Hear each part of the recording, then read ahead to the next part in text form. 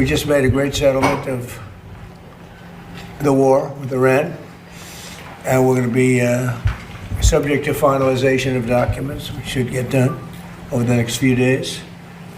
We'll probably have a signing maybe in Europe, and it's a great thing. Stock market's up 1,000 points. That means they like the deal. We have a deal that Iran will never have a nuclear weapon, which was the whole purpose of what we had to go through to get this. So it's a very big thing. Hola a todos. Un día muy importante este viernes porque se acerca un fin de semana definitorio.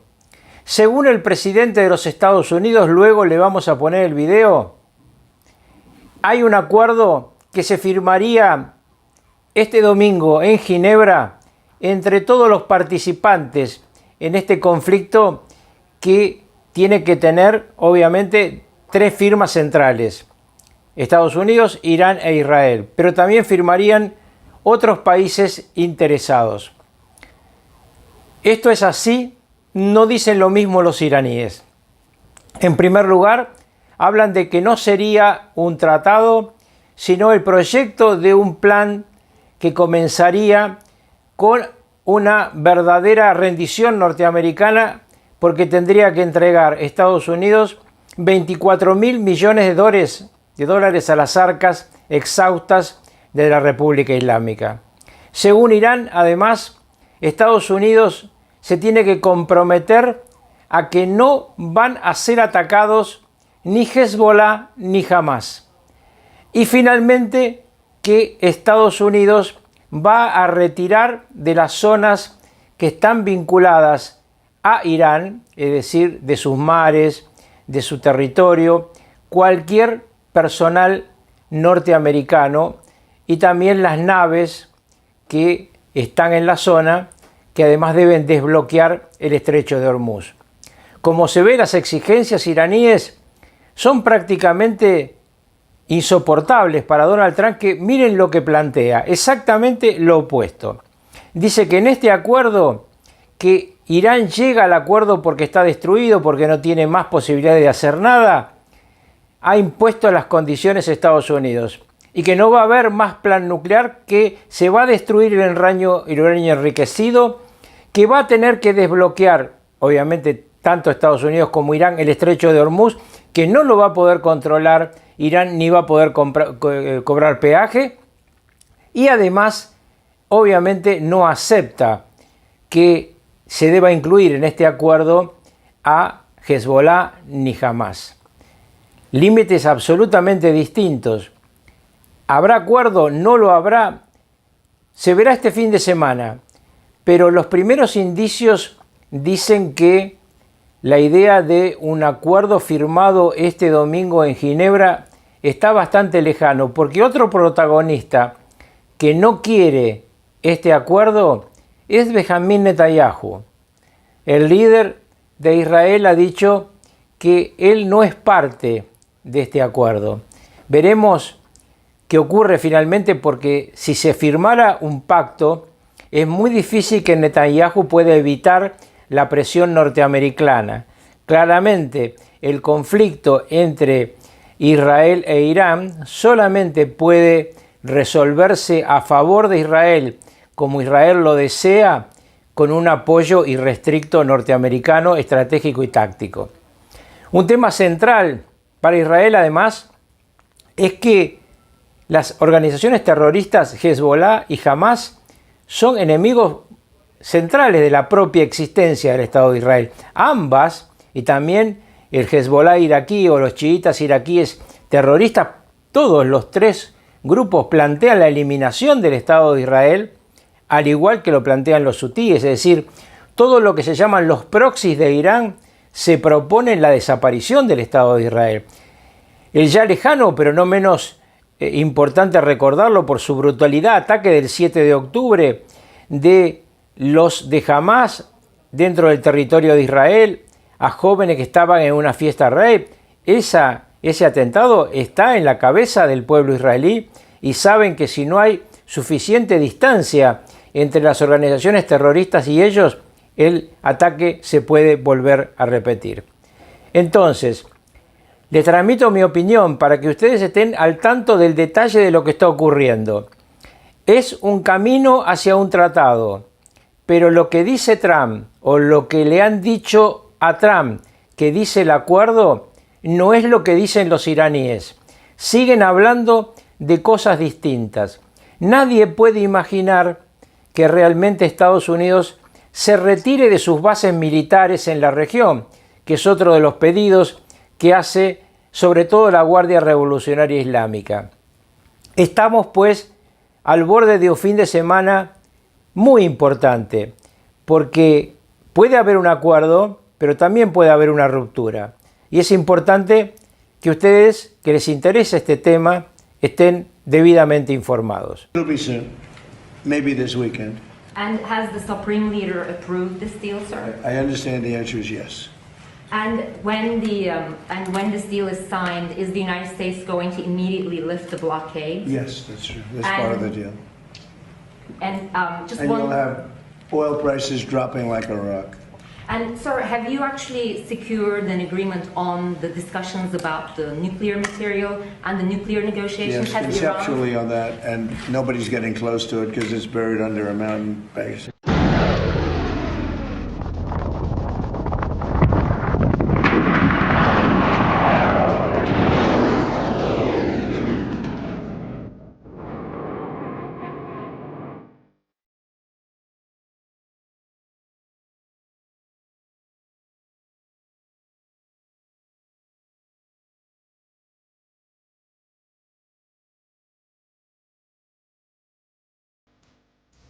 Impresionantes imágenes que nos deja la operación Furia Épica cuando está más cerca que nunca de acabar ese operativo militar de Estados Unidos. Lo dice la Casa Blanca y lo dice también el régimen ayatolá, porque ambas partes reconocen que nunca antes han estado más cerca de un posible acuerdo que ponga fin a esas operaciones.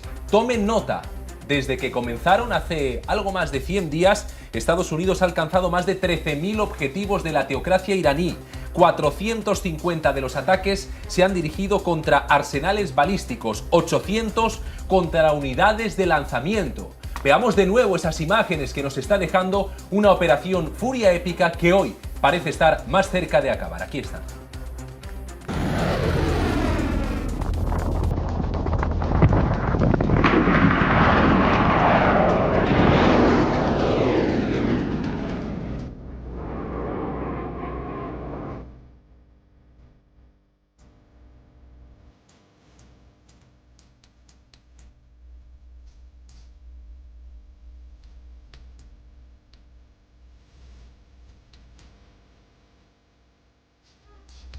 Esa operación Furia Épica podría terminar si el final está cerca, dicen ambas partes, pero sigue activa. Y prueba de ello es lo que ocurre en estos momentos en el estrecho de Ormuz. Atención a estas imágenes, porque los buques de guerra y los recursos aéreos de la Marina de Estados Unidos continúan a las 3:02 hora del este patrullando las aguas regionales para hacer cumplir el bloqueo naval que permanece activo en medio de estas conversaciones contra el régimen ayatolá. Ahí ven las fotografías que ha difundido el Comando Central, Marines a bordo de los portaaviones desplegados en esas aguas.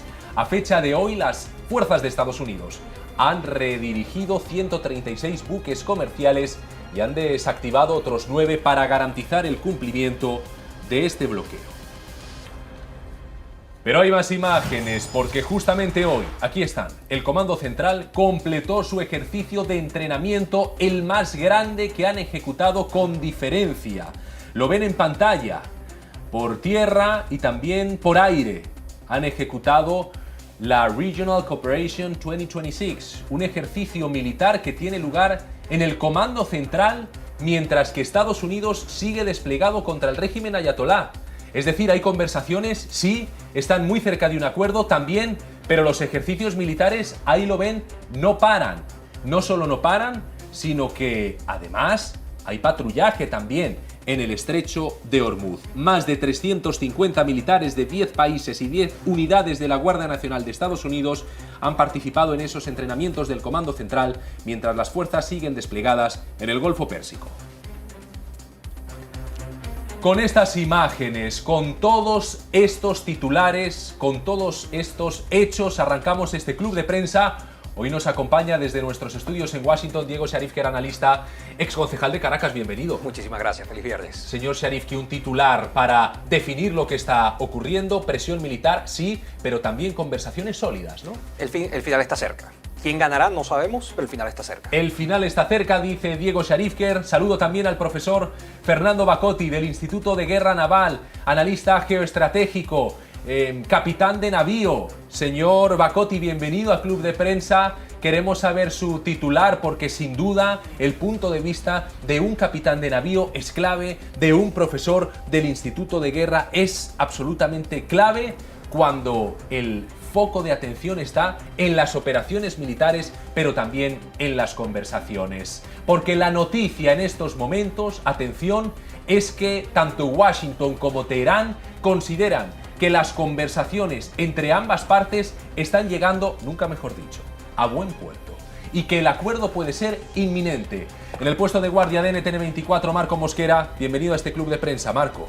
Muchas gracias, Roberto. Buenas tardes. La noticia es esa, pero atención porque hay una última hora y es que la Casa Blanca acaba de revelar cuáles son los puntos clave del acuerdo que el presidente Trump ha enviado a Teherán. Así es, Roberto, una versión de Washington muy diferente a la que ha publicado Teherán a través de las agencias afines, agencias de la dictadura iraní.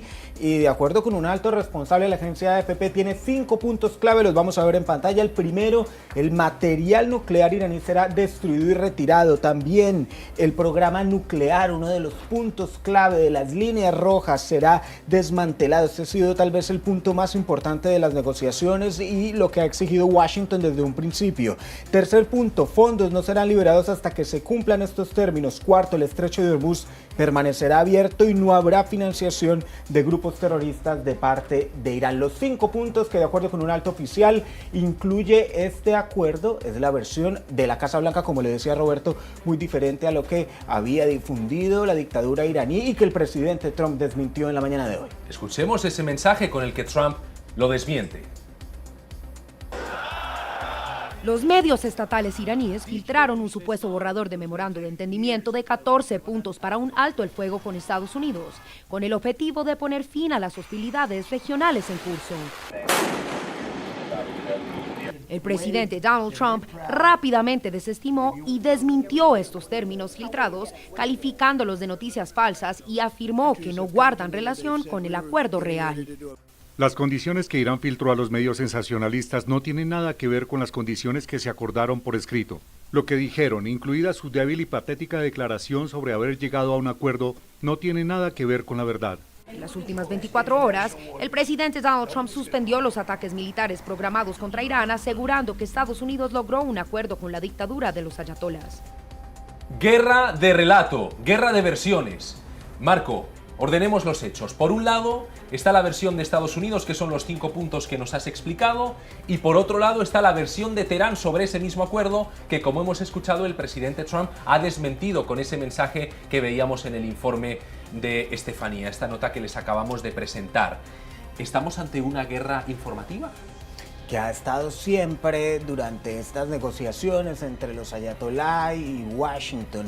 Cuando la Casa Blanca presentaba información sobre algún acercamiento, sobre cuáles serían los puntos y las líneas en las cuales no iba a retroceder, inmediatamente salía a través de alguna de estas agencias la dictadura ayatolá a decir: esto no es verdad, esto no ha pasado y nosotros nos vamos a ceder de la forma que ha dicho Washington. Esto lo hemos visto en este escenario desde que iniciaron los contactos formales durante todo el tiempo. Ahora siempre hay digamos, a mi modo de ver, una mayor velocidad de un gobierno como el de Estados Unidos a una dictadura que ya sabemos todo el background que tiene y cómo ha operado en medio de mentiras dentro de toda esa represión que han cometido durante décadas. ¿Por qué mentir, Diego? ¿Por qué mentir? Si el contenido final del acuerdo, cuando se ha ratificado, si es que eso ocurre algún día, va a saberse.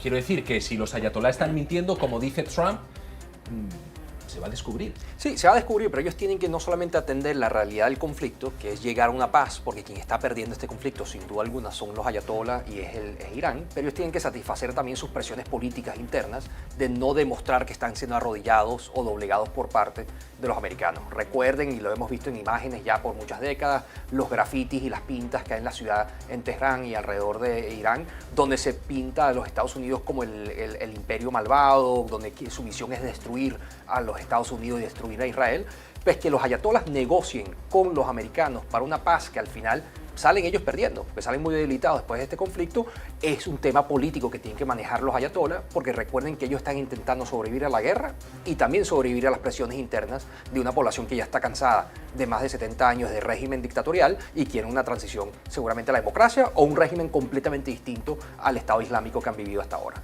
La noticia son los 5 puntos que la administración Trump confirma que incluye el acuerdo enviado por el presidente a Teherán: material nuclear destruido, desmantelado el programa nuclear, fondos congelados, el estrecho de Hormuz reabierto y fin de la financiación a grupos terroristas por parte de Irán. Esta es la noticia, esta es la versión de la Casa Blanca, y por su parte Irán dice que el acuerdo que han recibido no es este, que es otro completamente distinto. Señores, son las dos versiones que hay ahora mismo encima de la mesa. Nos decía Marco Mosquera que él cree a un gobierno democrático, a un Estado de Derecho como es Estados Unidos, y no a un régimen ilegal y opresor como es el ayatolá. Pero atención, porque aquí en Washington, Marco Mosquera, nueva reacción de último minuto. ¿Quién se ha pronunciado? El vicepresidente J.D. Vance, y en esa misma línea con la Casa Blanca, con el presidente Donald Trump de esta mañana, desmiente las afirmaciones de los ayatolá. Dice que no es cierto que la dictadura vaya a recibir dinero en efectivo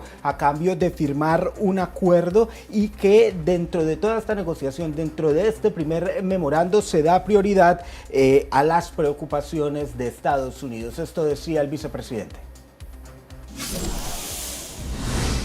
Estoy viendo mucha información falsa sobre un posible acuerdo para reabrir el estrecho y poner fin al programa de armas nucleares de Irán. En primer lugar, los iraníes no van a recibir dinero en efectivo y no se van a liberar fondos simplemente por firmar un acuerdo o asistir a una reunión. El acuerdo está estructurado para garantizar que se dé prioridad a las preocupaciones de Estados Unidos y sus aliados, y que, si la República Islámica de Irán cumple con sus obligaciones, los beneficios económicos fluirán hacia ellos y hacia toda la región.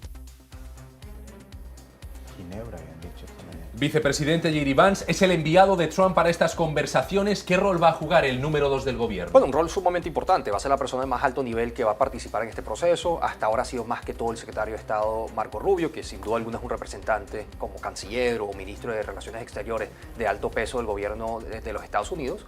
Pero el hecho que viaje el vicepresidente de los Estados Unidos, que es una persona electa, pues tiene el apoyo, digamos, el peso del voto popular, hace que estas negociaciones sean de mucho más alto nivel. Y hay que recordar que Pakistán juega un rol importante en todo este proceso, porque siendo un país musulmán, siempre ha sido un país que ha sido intermediador en estos conflictos entre Irán y el resto del mundo, y tiene relaciones muy sólidas con Estados Unidos, históricas, especialmente cuando fue la invasión de Irak y Afganistán, pero también ahorita con todo este conflicto en el Medio Oriente con Irán. Pues ese encuentro en Pakistán va a ser fundamental y va a marcar una ruta muy importante en lo que va a ser el desenlace de esta negociación. Diego, una curiosidad, ¿por qué no es Marco Rubio el encargado de liderar estas conversaciones? Bueno, envían a la persona de más alto nivel. Vamos otra vez, Marco Rubio seguramente sigue estando completamente involucrado en esto, es el secretario de Estado, es sin duda alguna de alto peso, pero los dos cargos electos son el presidente y el vicepresidente. Pues al final ellos trabajan a disposición del presidente de los Estados Unidos y del vicepresidente.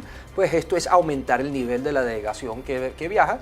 Y para este tipo de casos generalmente no va el presidente de los Estados Unidos, sino si se va a llegar a un acuerdo final de paz con una negociación de muy alto nivel. Esto sigue siendo el cese al fuego, pues falta mucho que transcurrir después de este acuerdo. En realidad elevan el nivel enviando al vicepresidente, el perfil, técnicamente, claro, es el número 2, pero a veces da la sensación de que Marco Rubio tiene más nivel, ¿no? Bueno, es la percepción que tenemos algunos. Sí, sin duda. Marco Rubio ha sido un secretario de Estado sumamente activo, ha estado involucrado en todas las principales crisis que ha sido parte de Estados Unidos a nivel global. Ha sido el principal enviado para Ucrania, ha sido el principal enviado para Venezuela, ahorita ha sido el principal enviado también para el conflicto de Irán, ha sido uno de los principales enviados para Asia también. Pero de nuevo, para un nivel de conversación como este, donde se va a estar firmando un cese al fuego, el enviar al vicepresidente de los Estados Unidos un movimiento simbólico importante por parte de Estados Unidos, pero no tendría ninguna duda de que Marco Rubio está jugando un rol sumamente importante junto al vicepresidente en todo este proceso. Hemos escuchado a Donald Trump, número 1, hemos escuchado también a J.D. Vance, el número 2, nos falta escuchar a la otra parte. Al régimen ayatolá, Marco Mosquera, se han pronunciado, ¿qué dicen?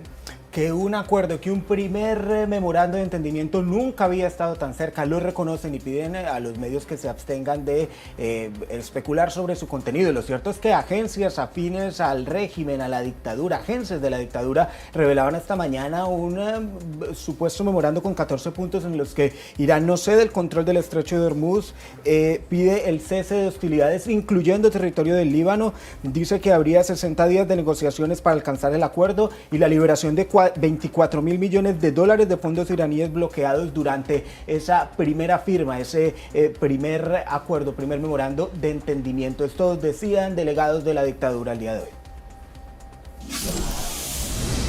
El memorando de entendimiento de Islamabad nunca ha estado más cerca. A la espera de su finalización, los medios deben abstenerse de entrar en especulaciones sobre su contenido. De acuerdo con nuestro enfoque responsable y transparente, todos los detalles se compartirán con el público en el momento oportuno.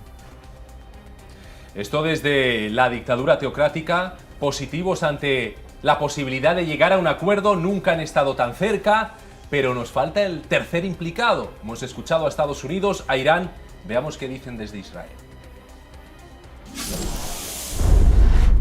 Mientras yo sea primer ministro de Israel, Irán no tendrá armas nucleares.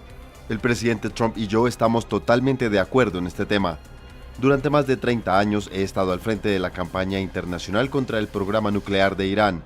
De no ser por esta campaña, Irán ya habría tenido desde hace mucho tiempo bombas atómicas para destruir a Israel. Irán está trabajando para destruir al Estado judío y yo dedico mi vida a impedir que lo logren. Mientras yo sea primer ministro de Israel, esto no sucederá. Todas las versiones encima de la mesa y con todas estas versiones, Diego, ¿podemos creer a los ayatolá cuando dicen que nunca antes han estado tan cerca de un acuerdo real? Yo creo que sí, pues, digamos, por lo que se está escuchando por parte del gobierno de Estados Unidos y lo que se está escuchando por parte de los ayatolás, sí pareciera que está más cerca que nunca a un acuerdo. De nuevo, ¿a quién creerle sobre el contenido del acuerdo? Yo coincido en que uno confía más en lo que diga el gobierno de los Estados Unidos a lo que diga el régimen de los ayatolás. Pues sí creo que en los próximos días se va a estar firmando este acuerdo, este cese al fuego. Lo que es interesante acotar también es que hace unos pocos días, digamos, los iraníes o los ayatolás derribaron un helicóptero en el estrecho de Hormuz, donde hubo dos, digamos, soldados americanos que desaparecieron por unas horas, y Estados Unidos utilizó por primera vez en la historia militar un dron acuático autónomo para poder rescatar a estos dos militares que estaban ahí. Pues seguimos viendo cómo estos conflictos geopolíticos, no solamente el caso de Ucrania, que introdujo a los conflictos armados el uso de drones kamikaze como un nuevo avance tecnológico, ahora los drones no solamente de aire, sino marítimos para poder rescatar a heridos de guerra se está convirtiendo en una nueva tecnología. Pues no solamente vemos el impacto que tiene esto sobre la geopolítica de la región, pero también sobre el avance y el futuro de lo que va a ser los conflictos armados, no solamente en el Medio Oriente, sino muy probablemente en el mundo. ¿Cómo son esos drones lancha de Estados Unidos? Porque es una tecnología, como dice Diego, absolutamente reveladora y fue una operación de rescate a los dos tripulantes del helicóptero Apache derribado por los ayatolá histórica. Es histórica porque es la primera vez que una fuerza militar en el mundo utiliza un dispositivo de este tipo para ejecutar un rescate, como lo decía uno de los invitados que tuvimos esta semana en el informativo USA, para salvar una vida, para rescatar a un miembro de las fuerzas militares, en este caso de Estados Unidos, sin arriesgar más vidas en territorio enemigo. Son unas lanchas dron que no están tripuladas, que tienen pueden ir a más de 65 kilómetros por hora, que pueden recorrer más más de 1.800 kilómetros sin necesidad de reabastecer combustible. Digamos que están muy bien diseñadas para este tipo de operaciones y ya Estados Unidos las va a seguir implementando. Apenas en Medio Oriente están desde marzo pasado, pero sí van a ser o van a continuar siendo usadas de parte del Pentágono en otras operaciones, en otros frentes que tiene abierto Estados Unidos en el planeta. No tiene competidor el ejército de Estados Unidos, ¿no? No hay ninguna duda, no tiene competidor ni ahora ni en el corto plazo. No es el primer país que utiliza este tipo de drones. Sí, digamos, Ucrania las ha utilizado durante el conflicto para atacar a la flota rusa, pero los utilizan como lanchas kamikaze con explosivos. Esta vez, como muy bien dijeron, es primera vez que se utiliza para el rescate de heridos o tripulantes de guerra, y eso es uno de los avances que se están dando, y se ve mucho ese movimiento aquí en Estados Unidos, especialmente de las empresas tecnológicas, de cómo utilizar la tecnología para poder avanzar la fuerza de los Estados Unidos en el combate. Y Estados Unidos ahorita es el de los países más avanzados en el uso de la inteligencia artificial para el combate. Lo hemos comentado aquí antes, cómo se utilizó la inteligencia artificial por lo menos para la operación de extracción de Maduro o de Nicolás Maduro de Venezuela, y cómo el Pentágono cada vez lo está utilizando más para prepararse para conflictos, saber qué tipo de herramientas y capacidades necesita y después analizar y aprender de lo que ocurrió y cómo mejorarlo para el próximo ejercicio. ¿Esas lanchas tienen inteligencia artificial incorporada o directamente se pilotan en remoto como si fuera, digamos, un coche teledirigido? Tiene una serie de digamos, elementos que permiten su operación. Esto incluye inteligencia artificial, pero también la operación remota. Tiene unos sensores que les permiten navegar en la oscuridad con alto oleaje. También les permite mantener comunicación con las personas que van a rescatar. Así el enemigo intente bloquear la señal o la radiofrecuencia. Es decir, es todo una serie de elementos, muy desarrollados en esa materia para que funcione de manera efectiva en este tipo de operaciones. Es la tecnología llevada al máximo nivel para estos objetivos que tiene el gobierno de Estados Unidos, las fuerzas de Estados Unidos en materia militar. Impresionante, esa maniobra con la lancha fue absolutamente histórica, como catalogan nuestros panelistas. Mientras tanto, más cosas. El ejército de Israel mantiene sus operativos militares contra el grupo terrorista Hezbollah. Nuevas columnas de humo, ahí están, se elevaron sobre el sur del Líbano tras intensos bombardeos a blancos militares del grupo yihadista apoyado por el régimen de Irán. ¿Cómo afecta esto, Diego, a las conversaciones que hay en curso? Porque incluso el presidente Trump ha pedido a Netanyahu detener esos ataques, pero ahí están las columnas de humo y ahí están las intervenciones contra el grupo terrorista Hezbollah, que es el brazo armado de Irán. Por eso las cosas nunca son tan fáciles como uno quisiera, y mucho menos en este tipo de negociaciones de alto nivel. Hay que recordar que Irán tiene muchas formas de ejercer presión e influencia política en la región, no solamente, digamos, su Guardia Revolucionaria como fuerza armada formal del Estado Islámico, pero también financian un número importante de grupos paramilitares en la región. Tienen a los Houthis en parte del Medio Oriente, tienen a Hezbollah en el sur del Líbano, tienen a Hamas en Gaza, y todos estos son grupos armados paramilitares financiados por Irán. Pues al final, a pesar de que Estados Unidos esté negociando directamente con Irán para este acuerdo del cese al fuego, hay actores como Israel, que son aliados naturales de Estados Unidos, pero tiene sus propios intereses. Y parte de su interés es garantizar que su frontera norte con el Líbano sea una frontera segura, que no lo es mientras exista Hezbollah ahí, y exista Hezbollah con un control territorial real que no lo tiene el gobierno del Líbano. Pues por esa razón, a pesar de que negocie Estados Unidos con Irán, hasta que Hezbollah no deje de atacar a Israel, Israel va a utilizar su derecho a la defensa para atacar a estos grupos terroristas. Ahí dependerá no solamente de lo que el presidente Trump le pide a Netanyahu, o al primer ministro Netanyahu, de que cese los ataques a Hezbollah, sino que Irán le diga a Hezbollah que deje de atacar a Israel para que no haya represalias. Pues por esa razón, a pesar de que haya conversaciones bilaterales entre Estados Unidos e Irán, hasta que los demás factores que tienen que ver con este conflicto, no va a haber forma que haya una paz real en la región. Pues atención, porque también ha habido en estos últimos días conversaciones secretas entre Qatar e Irán. Según fuentes de seguridad, Qatar mantuvo conversaciones para proteger el complejo de gas de posibles ataques, para proteger, Marco Mosquera, uno de los mayores complejos de gas.